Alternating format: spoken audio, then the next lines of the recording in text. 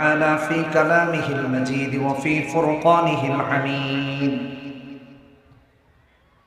أعوذ بالله من الشيطان الرجيم. بسم الله الرحمن الرحيم.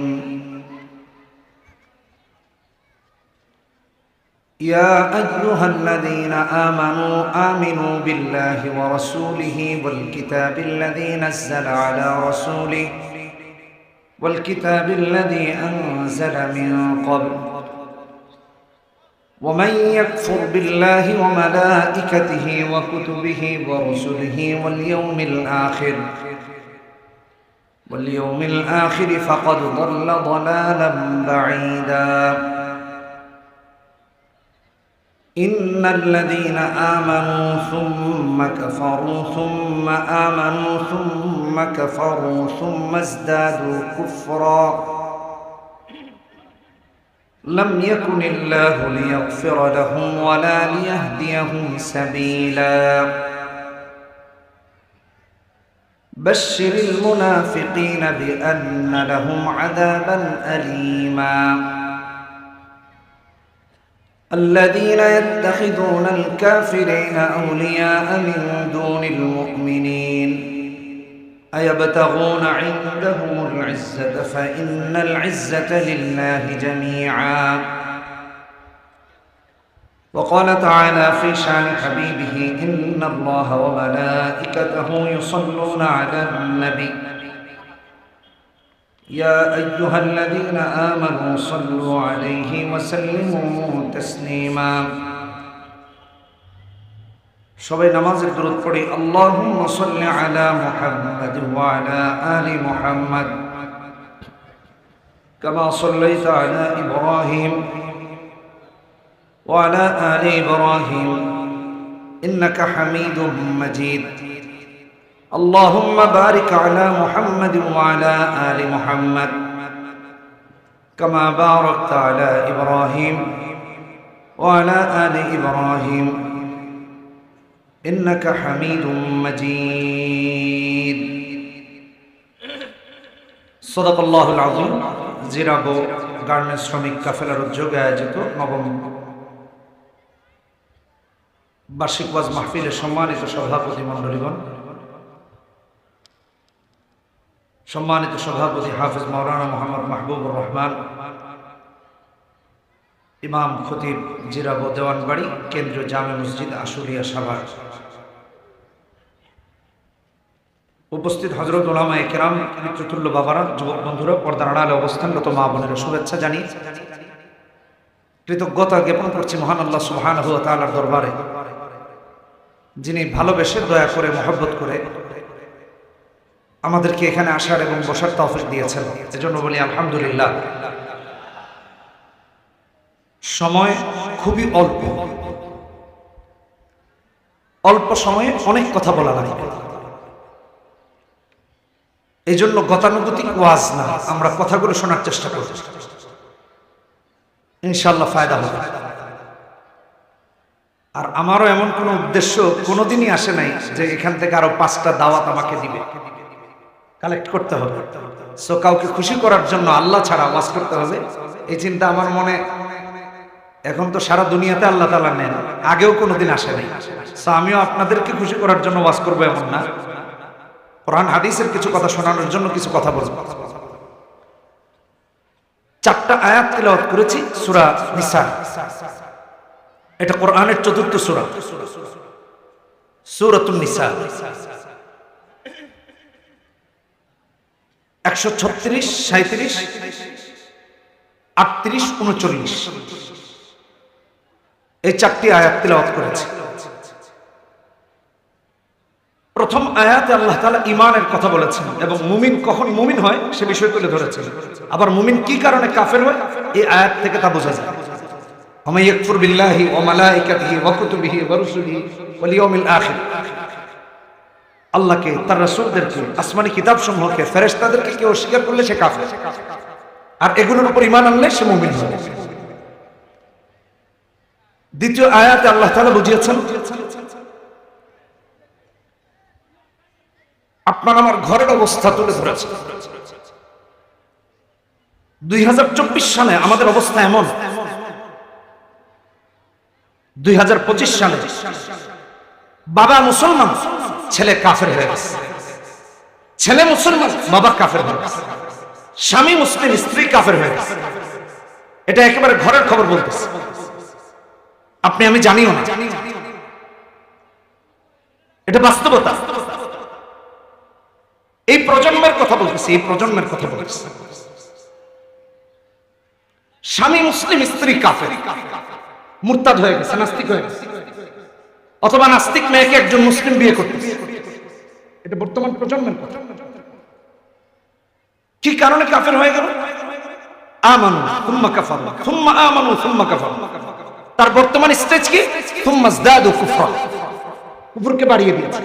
আগে একটা সময় ছিল সকালে মুমিন, দুপুরে কাফের হয়ে গেছে, আচ্ছা ঠিক আছে, বিকালে মুসলিম, রাতে কাফের হয়ে গেছে। এখন তার অবস্থা এমন যে কুফরিকে এমন ভাবে বাড়িয়ে দিয়েছে যে এখন তার কুফরিটাই অবস্থা।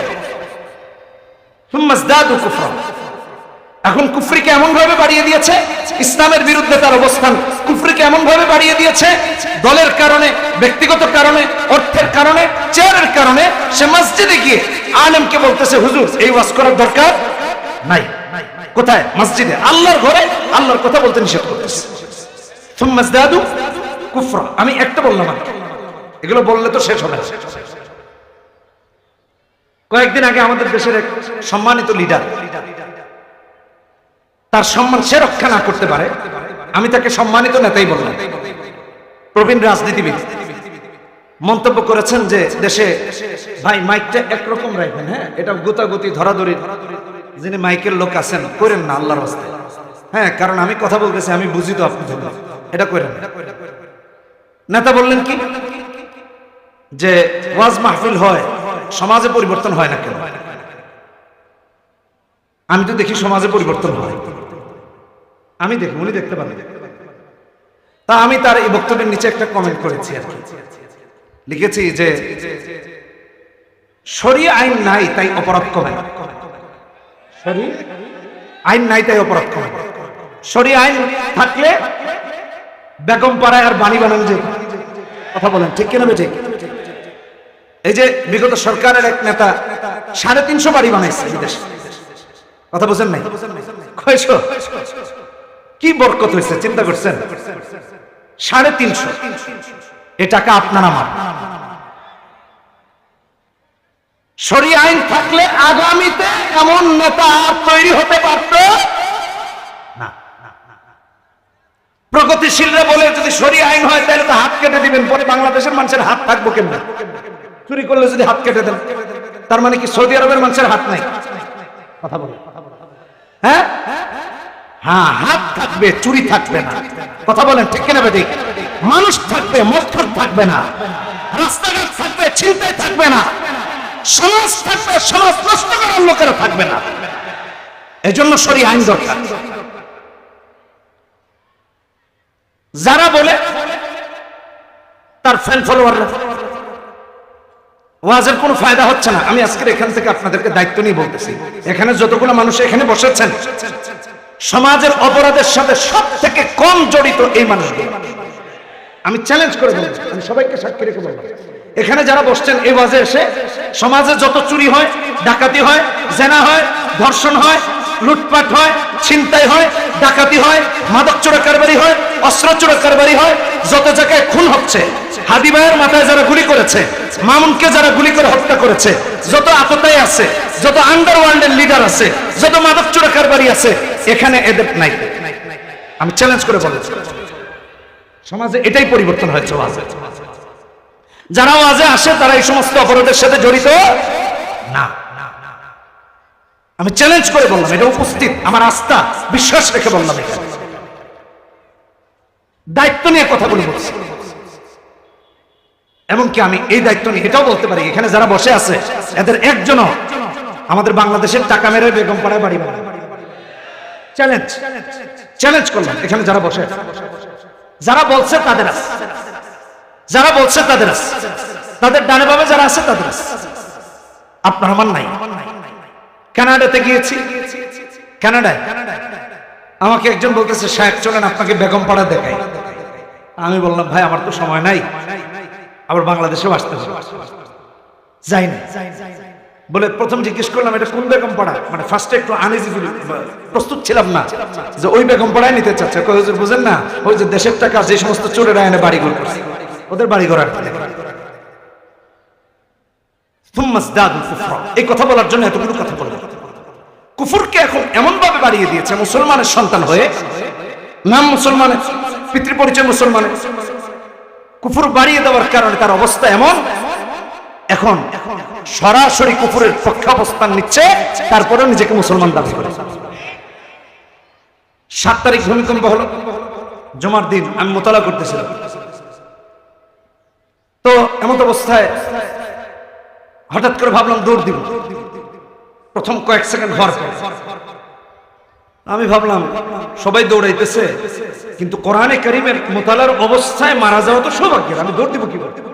তখন একেবারে ঘেরে বসে এরকম করে ধরে টেবিল যাব না, কোরআন পড়তে পড়তে মরতে পারা সৌভাগ্য। দেখলাম যে থামেও না, তো আমি দৌড় দিয়া মানুষের জাতাজাতিতে মরবো কেন, কোরআন পড়তে পড়তে মরি। পরের দিনের মনে হয় বক্তব্য ছিল না, তো আমি ওখানে যখন লিখেছি শরীয়ত আইন নাই, এখানে বহু অমুসলিম মন্তব্য করেছে, এটা নিয়ে আমার কোনো মন্তব্য নাই। অমুসলিম শরীয়ত আইন চাইবে না, এটা তার ব্যাপার। বহু মুসলমানের সন্তানরা শরীয়ত আইন চায় না, এটা আশ্চর্যের ব্যাপার। এটা হলো সুম্মাজদাদু কুফরের ব্যাখ্যা। একজন ওখানে কমেন্ট করেছে শরীয়ত আইনে লাথি মারে, আমি জানি না তার কমেন্টটা আজও আছে কিনা। আমার এটা দেখে খুব অবাক হলাম যে মুসলমানের সন্তান শরীয়ত আইনে লাথি মারে। সুম্মাজদাদু কুফরা, কুফর কি পরিমাণে বেড়ে গেলে এটা হতে পারে চিন্তা করে। আমি তার ওয়ালে ঢুকলাম, যে দেখি এই লোক ফেসবুকে আসলে কি মুসলমান না নাস্তিক, তার পোস্ট দেখলে তো বোঝা যায় সে কোন চিন্তা লালন করে। তার পোস্ট খেয়াল করতে গিয়ে দেখি সে আগের দিন যে ভূমিকম্প হয়েছে এটা নিয়ে কোরআনের আয়াত পোস্ট করছে, হাদিস পোস্ট করছে, সব ঠিক আছে, কিন্তু শরীয়ত আইন চায়। আমি এই জন্য বলছি যেটা আমাদের ঘরের খবর।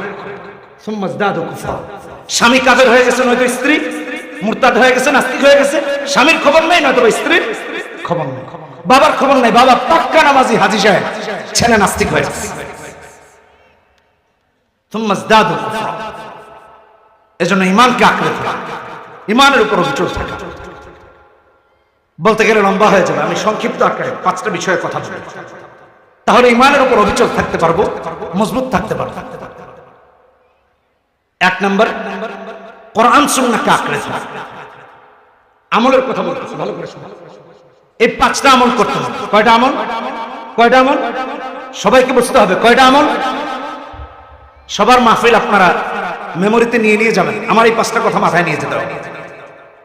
1 নম্বর, কোরআন সুন্নাহ আঁকড়ে ধরা।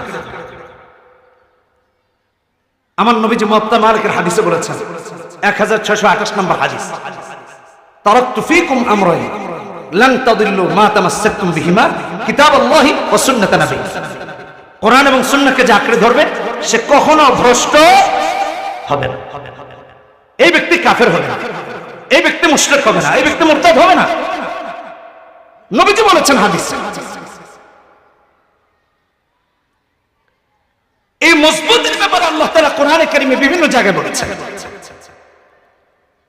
কোরআনে কারীম খুলে দেখেন, আল্লাহ রাব্বুল আলামিন সূরা হামিম আস-সাজদা 30 নম্বর আয়াতে বলতে গিয়ে বলেছেন, ইন্নাল্লাযীনা ক্বালু রাব্বুনাল্লাহ থুম্মা ইসতাকামু তাতানাজ্জালু আলাইহিমুল মালায়েকা আল্লা তাখাফু ওয়া লা তাহজানু ওয়া আবশিরু বিল জান্নাতি আল্লাতী কুনতুম তুআদুন।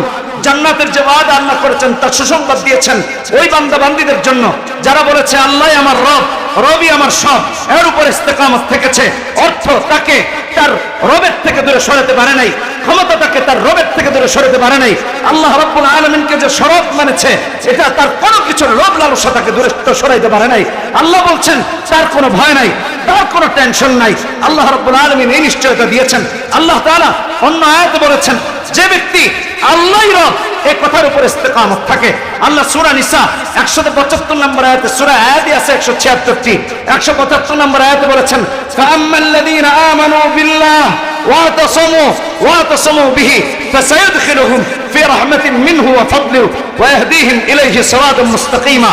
আল্লাহ গ্যারান্টি দিচ্ছেন যে ব্যক্তি ঈমান আনার পর ইস্তেকামত থেকেছে, ঈমানের উপর অটল থেকেছে, অবিচল থেকেছে, আল্লাহকে রব মেনেছে, পদ কেনা, ক্ষমতা কেনা, চেয়ার কেনা, ব্যক্তিত্ব কেনা, অর্থ কেনা, সম্পদ কেনা, মানুষ কেনা, প্রভাব প্রতিপত্তি কেনা, আল্লাহকে রব মেনে রেখেছে, রব মেনে থেকেছে, আল্লাহ রাব্বুল আলামিন বলছেন আল্লাহ তাকে তার দয়া এবং অনুগ্রহে ঢুকাবেন। সবচেয়ে মজার বিষয়, 5 ওয়াক্ত নামাজে দাঁড়িয়ে আমরা বলি ইহদিনাস সিরাতাল মুস্তাকিম। আল্লাহ 175 নম্বর আয়াতে সূরা নিসা বলছেন যে ব্যক্তি ঈমানের উপর ইস্তেকামত থাকবে আমি আল্লাহ তার সিরাতুল মুস্তাকিমের উপর পরিচালিত করব। শুধু তাই না, আল্লাহ তাআলা অন্য আয়াতে বলেছেন, কোরআনে হাকিম খুলে দেখেন, কোরআনে কারীম খুলে দেখেন, সূরা আহকাফ 13 নম্বর আয়াত 26 নম্বর পারা, ইন্নাল্লাযীনা ক্বালু রাব্বুনাল্লাহ সুম্মা ইসতাকামু ফালা খাউফুন আলাইহিম ওয়ালা হুম ইয়াহজানুন।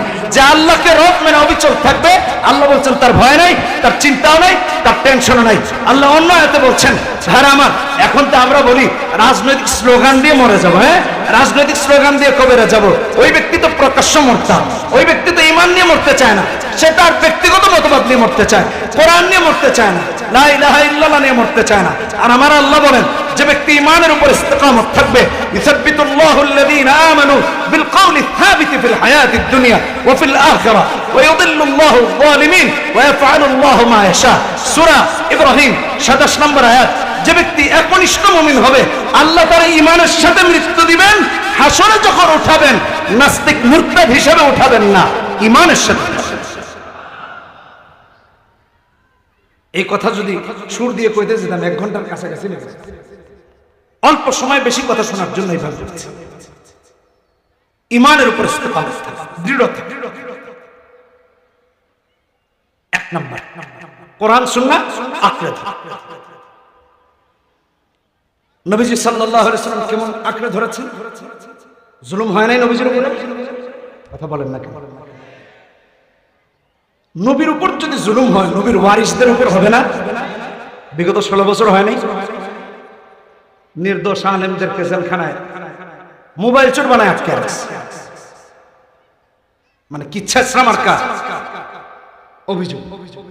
শয়তান দেখে কয় এরা যে দেশে আছে আমার তো থাকার কোনো দরকারই নেই। 16 বছর শয়তান ছিল না বাংলাদেশে, ওরাই শয়তানের আমার চেয়ে বড়, আমি থেকে কি? শাইখুল হাদিসদেরকে মিথ্যা অপবাদ দিয়ে জেলখানায় রেখেছে। এটা কিয়ামত পর্যন্ত চলবে, এটা কিয়ামত পর্যন্ত চলবে। নবীর উপর চলে নাই? চলছে তো। আল্লাহ কোরআনে বলেছেন সূরা আনফাল 30 নম্বর আয়াত, ওয়া ইদ ইয়ামকুরু বিকাল্লাযীনা কাফারু লিইউসবিতু আও ইয়াকতুলু আও ইখরিজু ওয়া ইয়ামকুরুনা ওয়া ইয়ামকুরুল্লাহ। ওরা মনে করেন যে ষড়যন্ত্র করে, কিন্তু কৌশলী কে? আল্লাহ। আল্লাহ যখন টান দিবেন 16 বছরের ক্ষমতাও টিকতে পারে না, এটা বাস্তব। আচ্ছা, নবীর উপর নির্যাতন হয়েছে, নিপীড়ন হয়েছে, শিয়াবে আবি তালেবে নবীকে বন্দী করে রাখা হয়েছে। নবী কি 1 সেকেন্ডের জন্য বলছেন যে আবু জাহেল ঠিক আছে, আজ থেকে আমি উতবা শাইবা যারাই রাসূলকে কষ্ট দিত তাদেরকে বলছেন যে আমি লাত মানাত উজ্জা হুবলের উপর ঈমান আনলাম? 1 সেকেন্ডের জন্য বলছেন? এটা মুমিনের কাজ না, এটা ইস্তেকামত, লা ইলাহা ইল্লাল্লাহ। এজন্য সূরা ইব্রাহিমের 27 নম্বর আয়াতের ব্যাখ্যায় মুফাসসিরিন কেরামগণ বলেন বিল কওলি সাবিত লা ইলাহা ইল্লাল্লাহ, লা ইলাহা ইল্লাল্লাহর উপর অবিচল থাকে।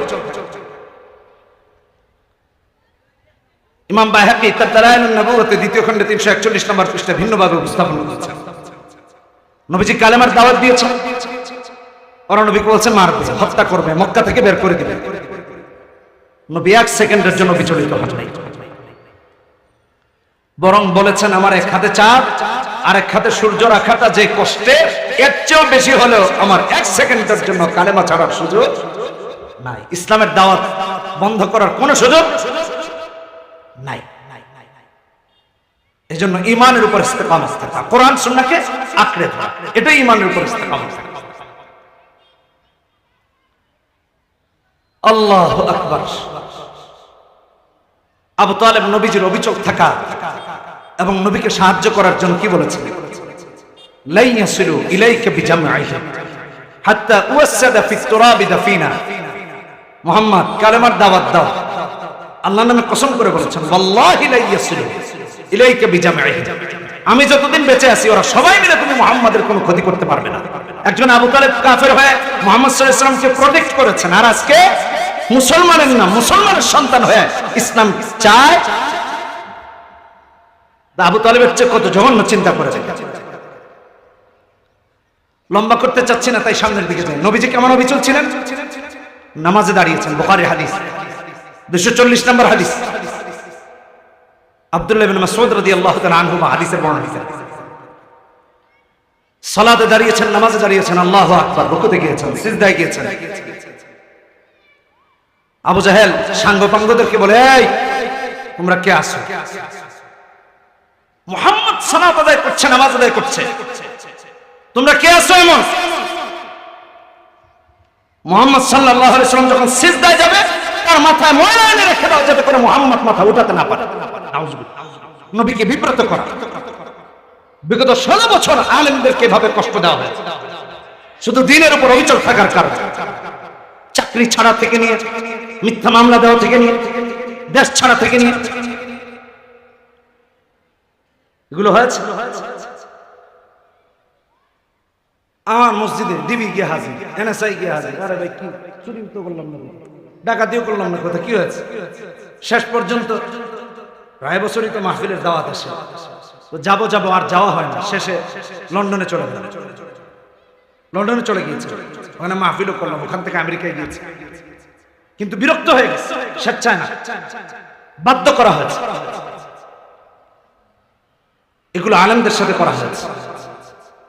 কিসের অপরাধ ছিল? কোথাও তো চুরি করিনি, ডাকাতি করিনি, হ্যাঁ, জনগণের সম্পদ তো আত্মসাৎ করিনি। কি অপরাধ ছিল? অপরাধ ছিল কোরআন এবং সুন্নাহের কথাগুলো বলা এবং ইস্তেকামত, এটাই অপরাধ। নবীজিও যখন লা ইলাহা ইল্লাল্লাহর উপর ইস্তেকামত, নবী সালাতে, নবী নামাজে, কয় মুহাম্মদ সাল্লাল্লাহু আলাইহি ওয়াসাল্লাম মাথার উপর কে এনে ময়না দিতে পারবে? উকবা ইবনে আবি মুঈত, ইসলামের বড় দুশমন, কয় আবু জাহেল আমি পারব। দৌড়ে গেছে, ডাস্টবিন থেকে উঠে নারী ভুড়ি এনে নবী যখন সিজদায় নবীজির গর্দান মোবারকে রেখে দিয়েছেন। নাউজুবিল্লাহ। আমার ভাইরা, বিশ্বনবী মাথা উঠাতে পারেন না। হযরত আব্দুল্লাহ ইবনে মাসউদ রাদিয়াল্লাহু তাআলা আনহু বলেন, আমি দেখি আমার কোনো কিছু করার ক্ষমতা নাই। ইসলামের দুর্দিন কলিজাটা ভেঙে চুরমার হয়ে যায়, মুহাম্মদুর রাসূলুল্লাহর জন্য কিছু করতে পারি না। পরিশেষে জান্নাতের যিনি সর্দারনি হবেন, হাদিসে যার কথা এসেছে, ওয়া ফাতিমাতু সাইয়্যিদাতু নিসাই আহলিল জান্নাহ, নবী কন্যা জান্নাতের সর্দারনি যখন দেখলেন আল্লাহর হাবিবকে এমন করে কষ্ট দেওয়া হচ্ছে, দৌড়ে গিয়েছে, তার গর্দান থেকে উটের নারী ভুরুগুলো সরিয়ে দিয়েছেন। নবীজি মাথা উঠিয়েছেন, একবার না, দুইবার না, ওই সমস্ত দুশমনদের বিরুদ্ধে আল্লাহর কাছে নবীজি 3 বার অভিশাপ করেছেন। কয়বার? জোরে বলেন, কয়বার? ওদের সবগুলোর মৃত্যু হয়েছে লাঞ্ছনা, অপমানে, অসম্মানে। আমিও বলি, নমরুদ থেকে, ফেরাউন থেকে, সাদ্দাত থেকে, কারুন থেকে এবং বিগত 16 বছরের শক্তিশালী ক্ষমতাধর ফ্যাসিস্টদের থেকে শিক্ষা নিয়ে যারা আলেমদের উপর নির্যাতন করেছে, নিপীড়ন করেছে, জেলখানায় রেখেছে, আলেমদের চোখের পানি পড়েছে, চোখের পানি যখন আল্লাহর আরশে পৌঁছেছে, ওদের মস্তক টিকাতে পারে নাই। আমিও বলি, সামনে যারা তাদের মতো হবে, তাদের মস্তক টিকানো যাবে না, যাবে না, যাবে না।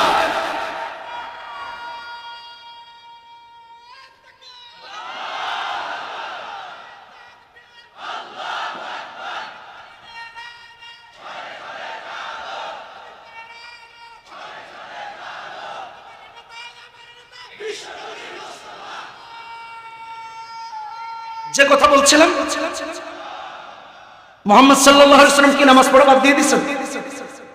কষ্ট দেওয়া হয়নি, নবীকে মেরে ফেলার চেষ্টা করা হচ্ছে।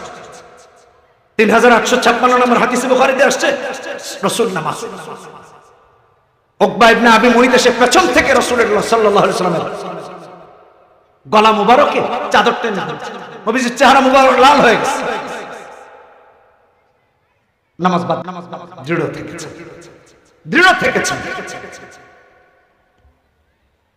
আজকে আমার সমস্ত ভাইদের কাছে প্রথম আমলের বিষয় কোরআন সুন্নাহ আঁকড়ে ধরা। পৃথিবী যেদিকে যায় যাবে, কিন্তু কোরআন সুন্নাহকে ছাড়ার কোনো সুযোগ নেই।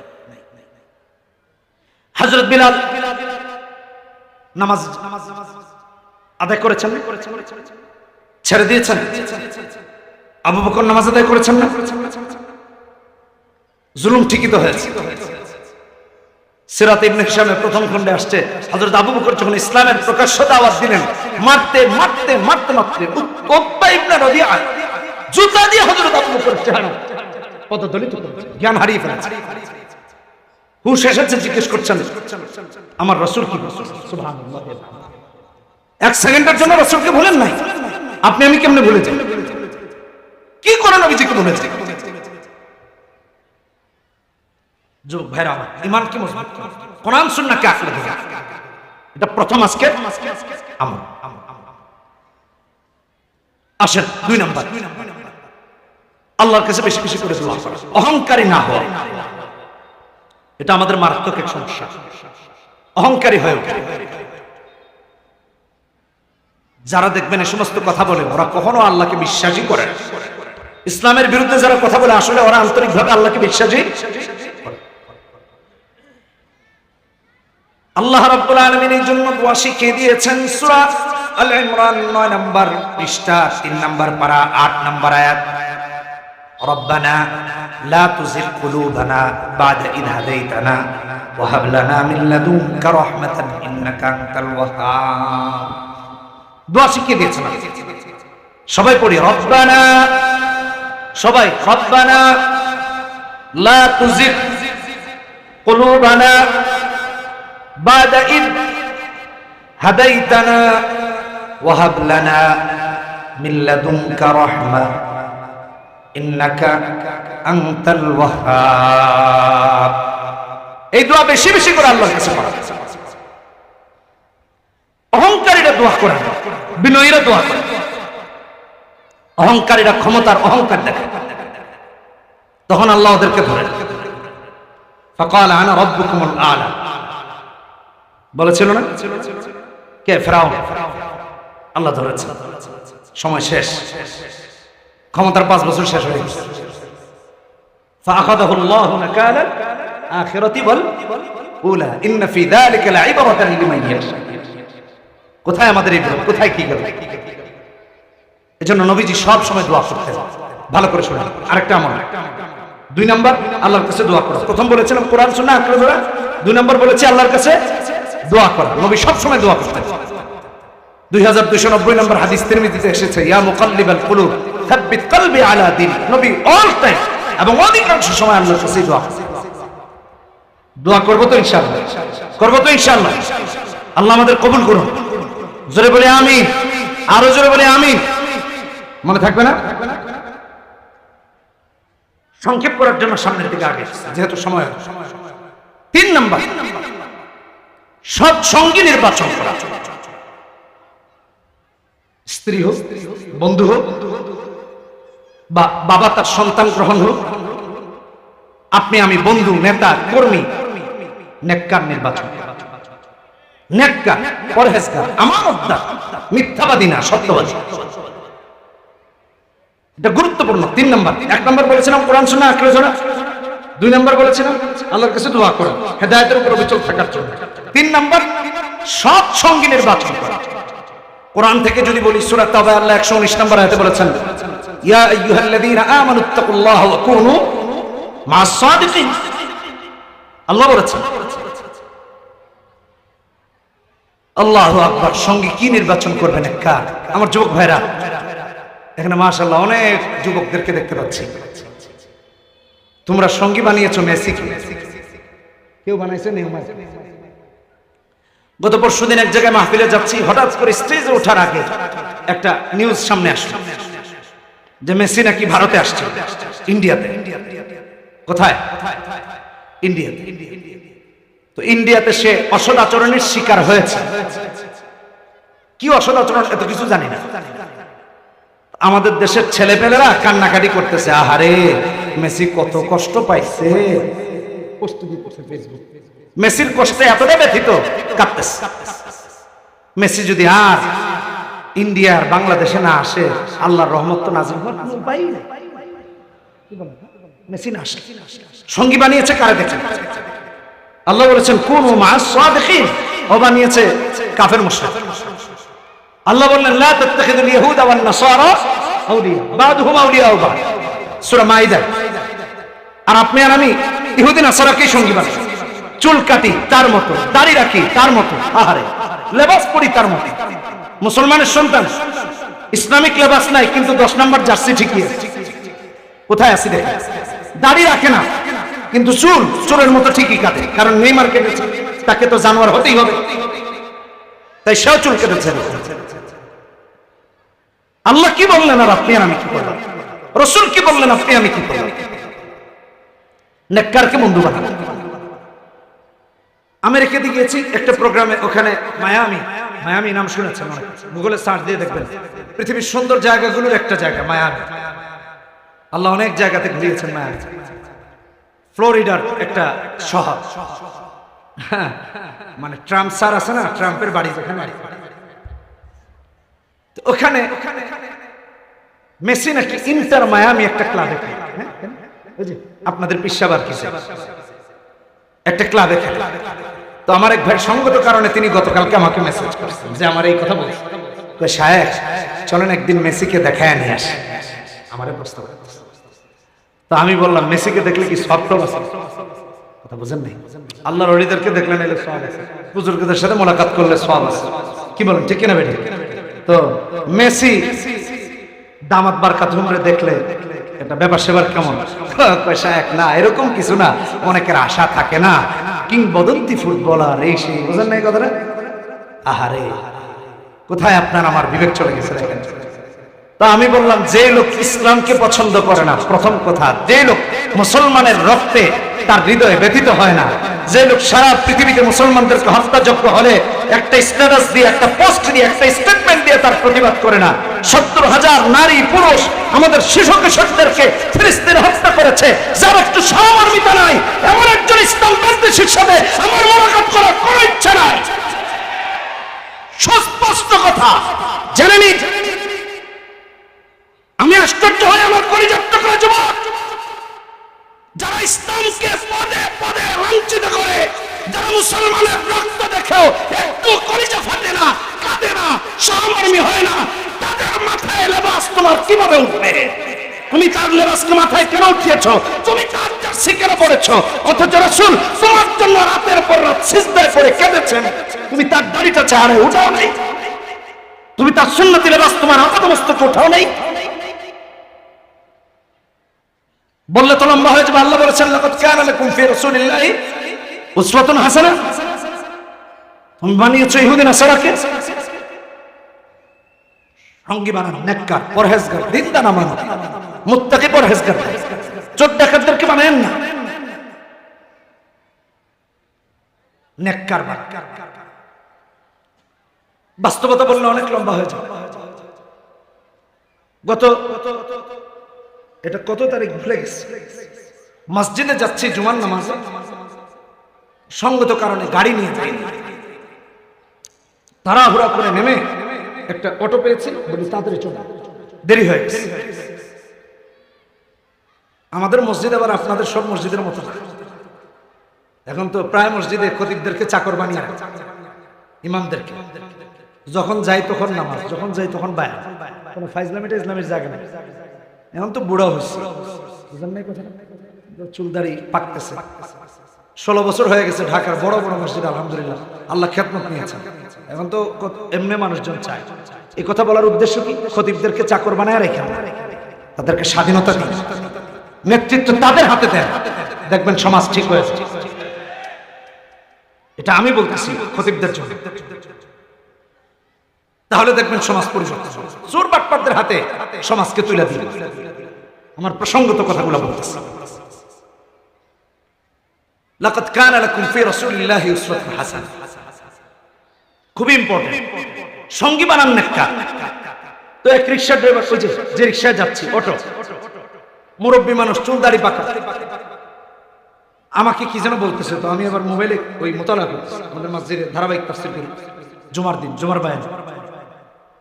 তো বলতেছে হুজুর আপনারে কিছু কথা বলতেছে, একটু শুনেন। সামনে থেকে বলতেছে, তা আমি একটু মনোযোগ দিলাম, বললাম হ্যাঁ বাবা বলেন। তো আমি আবার এরকম করে হাতটা এখানে দিয়ে একটু কানটা আগায় দিলাম চাচার কথাগুলো শুনে। চাচা বলতেছে, শেখ হুজুর এই যে সমাজের সমস্যা কিভাবে কি হয়? বলে কি সমস্যা? এখন মুসলমানের মেয়ে বোরকা পরে, হিজাব পরে, পর্দা করে অমুসলিমের সাথে প্রেম করে তার বাচ্চা পেটে নিয়ে তার বাড়ি চলে যায়। সমাজ কেমনে ঠিক হবে? সঙ্গী বানাবেন একটা, সঙ্গী বানাচ্ছে কাফের। সঙ্গী বানাবে মুত্তাকি, সঙ্গী বানাচ্ছে অমুসলিম, আবার তার সন্তানও করবে নিয়ে। আমার অনেক মেয়েদের স্টেটমেন্ট দেখেছি, সে কাফের হয়ে গেছে, সে বলছে আমি আমার ধর্ম পরিবর্তন করব। বাবাদেরকে সচেতন হওয়া দরকার। একজন রিকশা ড্রাইভারের এই অনুভূতি আছে, আপনার আমার নাই। আমার মেয়েটা কোথায় যাচ্ছে, আমার ছেলেটা কোথায় যাচ্ছে, তার সঙ্গী কারা কারা, কার সাথে মিশে, কার সাথে উঠে বসে, এটা খুব ইম্পর্টেন্ট। ইংল্যান্ডে গিয়েছি, ওখানে এক ভাই অভিযোগ করতেছেন তার 4 মেয়ে। ভালো করে শোনা, কয় মেয়ে? কয় মেয়ে? 4 মেয়ে। 4 জন নেশার সাথে জড়িত হয়েছে। 4 জনই নেশার সাথে জড়িত হয়েছে। 18+। আমেরিকাতে, লন্ডনে বা ইউরোপ আমেরিকাতে গাঁজা খাওয়া বৈধ, নেশা করা বৈধ। 18+ হয়ে গেল। 4 মেয়ে নেশার সাথে জড়িয়ে গেছে। কি কারণে? Friend circle. ফ্রেন্ড সার্কেল নেশাখোর বানিয়ে দিচ্ছে, গাঁজাখোর বানিয়ে দিচ্ছে। কোথায় আছি ভাই? সমাজ কোথায়? সঙ্গী বানান নেককার। এই কথা বলার উদ্দেশ্য কি? আজ থেকে মসজিদের খতিব, ইমাম, হক্কানি আলেমদের সাথে সম্পর্ক কায়েম করেন, দেখবেন চুরি ডাকাতি এলাকায় বন্ধ হয়ে গেছে। সম্পর্ক কায়েম করেন সন্তানের, দেখবেন আপনার সন্তান কোনদিন আপনার গলায় ছুরি ধরতে আসবে না। দায়িত্ব নিয়ে কথাগুলো বলতে, সময় থাকলে আরো বলতাম। সঙ্গী যদি নেককার না হয়, তাহলে মুসলমানের ঈমান ধরে রাখা সম্ভব হয় না। সূরা ফুরকানে আল্লাহ তাআলা বলেছেন, ওয়ায়াউমা ইয়া'আদু যালিমু আলা ইয়াদাইহি ইয়াকুলু ইয়া লাইতানি ইত্তাখাযতু মা'আর রাসূলি সাবিলা ইয়া ওয়াইলাতা লাইতানি লাম আত্তাখিদ ফুলানান খলিলা লাকাদ আযাল্লানি আনিদ যিকরি বা'দা ইয জাআনি ওয়া কানা আশ-শাইতানু লিল ইনসানি খাযুলা। 27, 27, 28, 29 নম্বর আয়াত, 19 নম্বর পারার প্রথম পৃষ্ঠা। উকবা ইবনে আবি মুঈত ব্যবসায়ী ছিল। ব্যবসার কাজ ছেড়ে যখন আসতো, বাড়ি ফেরার পর সবাইকে দাওয়াত করে খাওয়াতো। একবার সে মুহাম্মদ সাল্লাল্লাহু আলাইহি ওয়াসাল্লামকে দাওয়াত করেছে। তাফসিরে বাগাবীতে আসছে, তাফসিরে ইবনে কাসিরে আসছে, বিভিন্ন তাফসিরে বিভিন্ন ভাবে আসছে। আমি সারাংশটা বলছি। নবীজিকে দাওয়াত করেছে, মুহাম্মদ সাল্লাল্লাহু আলাইহি ওয়াসাল্লাম এসেছেন।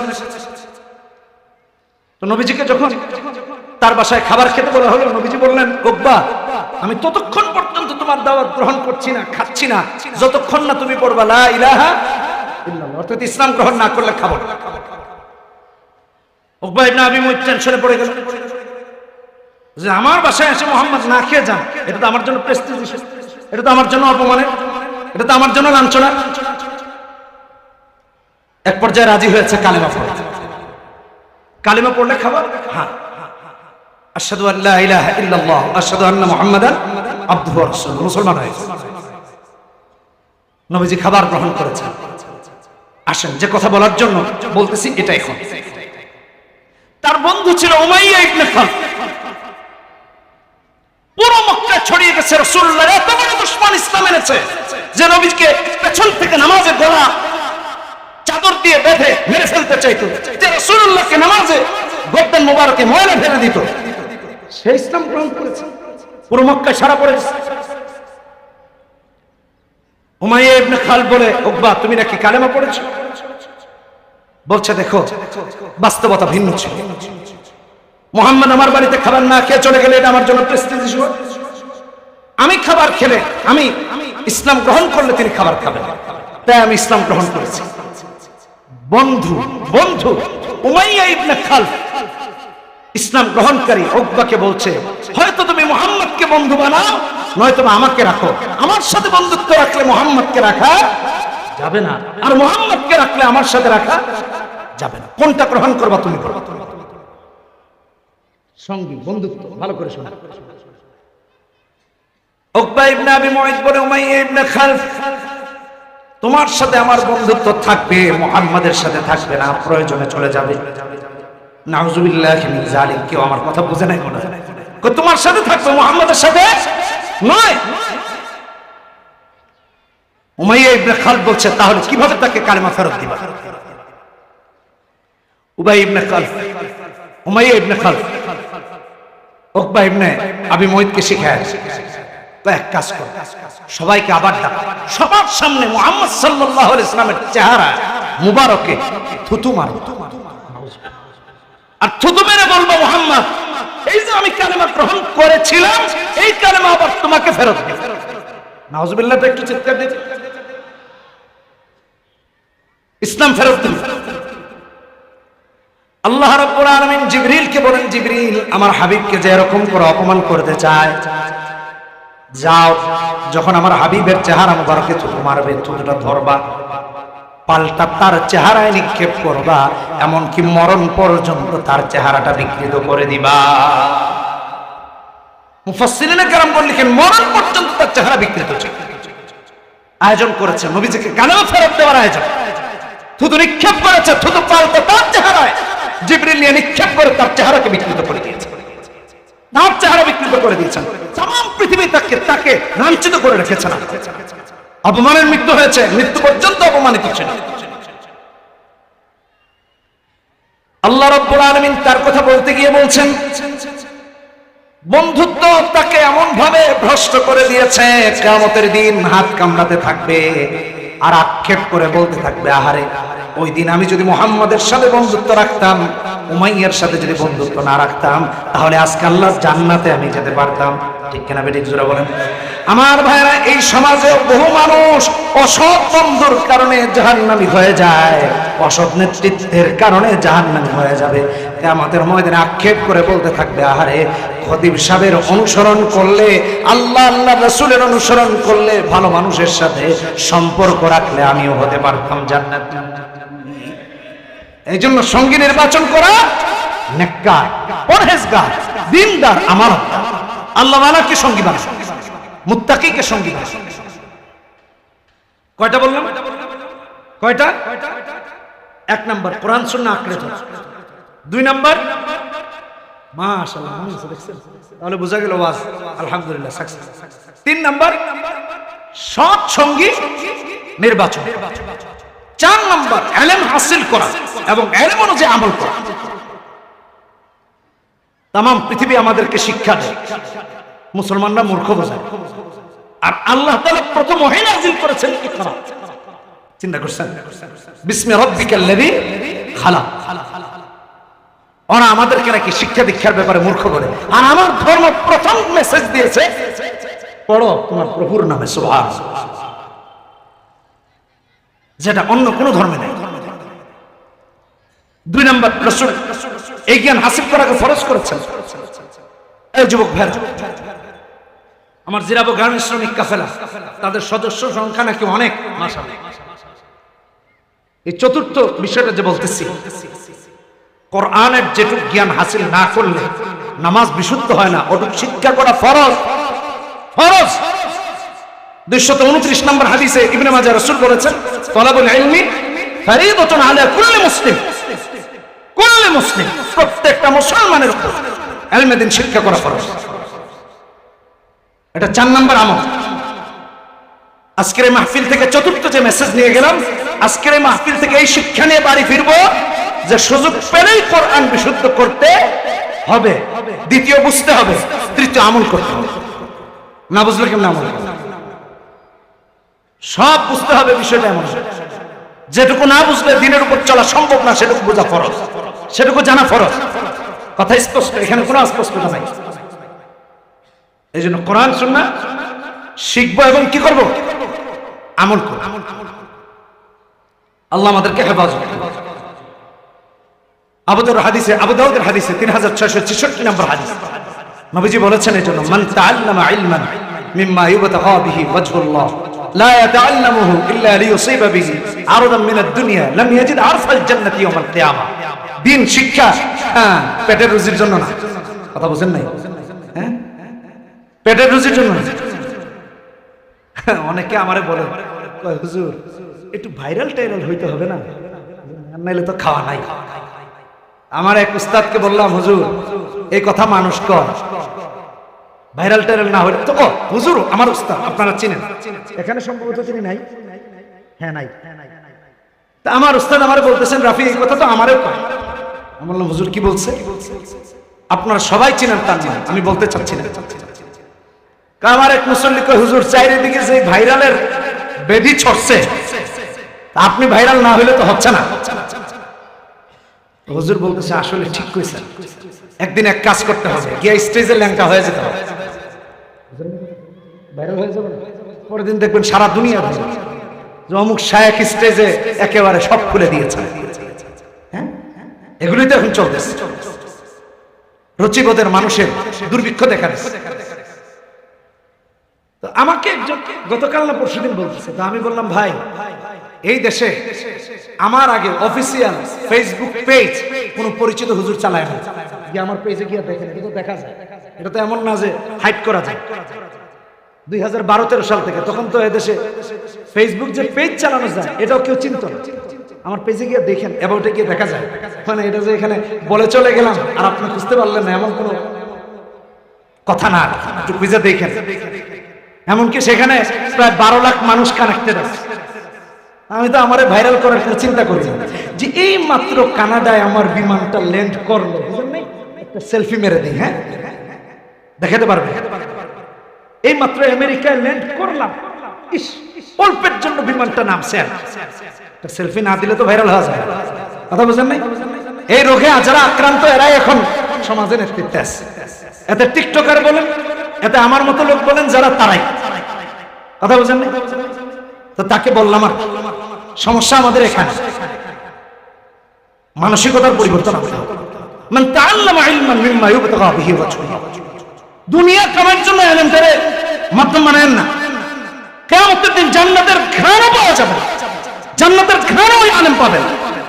ইলম হাসিল করতে হবে আমল করার জন্য, আমল করার জন্য। সমস্যা তৈরি হয়ে গেছে, কি করবে মানুষ? রোগাক্রান্ত, মেয়েরা ভাইরাল হওয়ার জন্য কাপড় চোপড় খুলে দিচ্ছে, দাড়ি টুপি ওরা ব্যক্তিত্ব বাদ দিয়া যেমনে মন চায় সেমনে বলা শুরু করছে, যেমনে মন চায় এমনি করা শুরু করছে।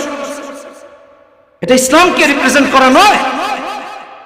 ব্যক্তিত্ব বজায় রাখুন, ভদ্রতা বজায় রাখুন।